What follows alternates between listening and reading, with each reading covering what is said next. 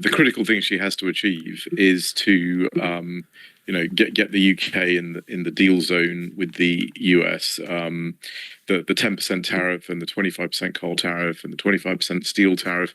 These are significant hits to the UK economy, and it's critically important that we get a deal with the US and we remove that damage to the UK economy. Well, she has now met with Mr. Bessent. We're waiting to hear some communique or a sense of what was discussed. What do you realistically expect to have come out of today's meeting?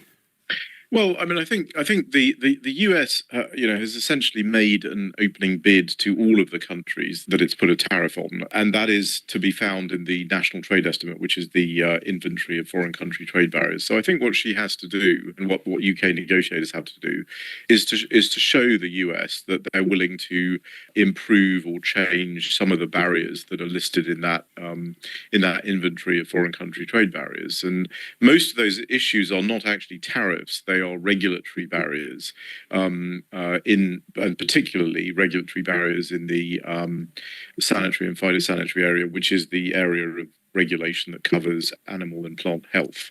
She'll also have to show that they're willing to move on things like the digital services tax and some of the other sort of major US asks. If I were the UK, I would also have some asks of my own with regard to my own offensive interests, and there are distortions in the US market as well that she could well raise. And I think if that's the type of conversation that they're starting to have, then I can see that a deal is possible. But we shouldn't get ahead of ourselves here. Shanker, I see that in contrast with what Rachel Reeves is saying, the Tories' Shadow Trade Minister Andrew Griffiths has said that they, as in the Tories, would be prioritising trading relationships with the US, as we've already got a free trade agreement with the EU on goods. Who's right, do you think? So, I mean, I think it's the wrong way to look at the problem to say, which is more important relationship and therefore which is the one we're going to prioritise. The fact is the US, we have no trade deal with the US at all. We have a 10% tariff we're facing and 25% tariffs in cars and in steel. So it's imperative that we improve that situation. We do have a trade deal with the EU. Does it need to be improved? Yes, and it could be improved in a number of different ways. And I think the UK has a lot of flexibility in improving the EU trade deal and indeed improving the relationship with the EU as long as it avoids one thing and one thing only, and that is taking away its regulatory authority. So I think if you're talking about a youth mobility scheme, if you're talking about Horizon, if you're talking about Erasmus, defence agreements, all of these things are things we can do that don't take away our regulatory authority. The one thing I think you can't do is a dynamic alignment agreement on SPS under the Court of Justice, because that takes away your authority to act. And first of all, it would make it almost impossible to do a deal with anybody, let alone the US.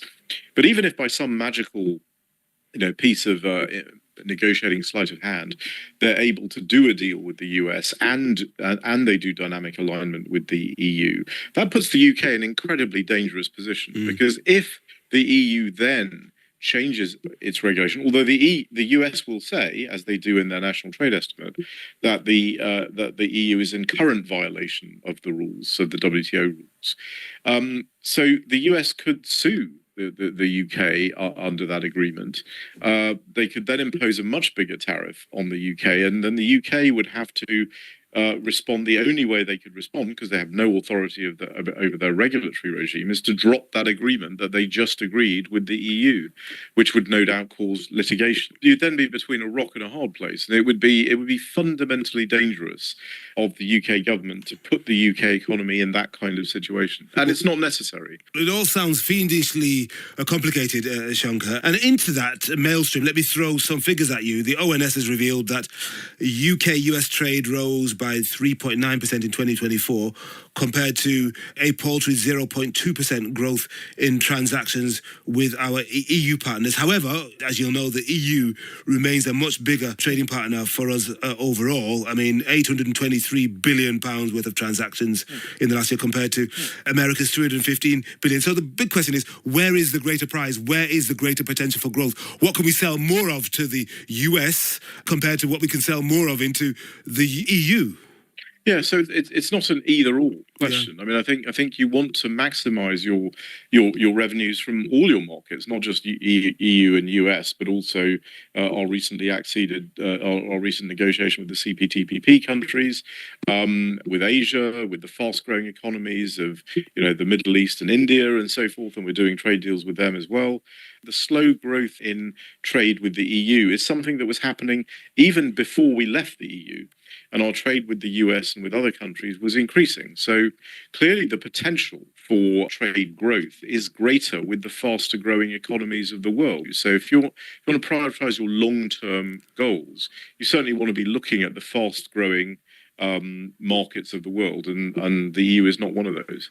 And that was Shanker Singham,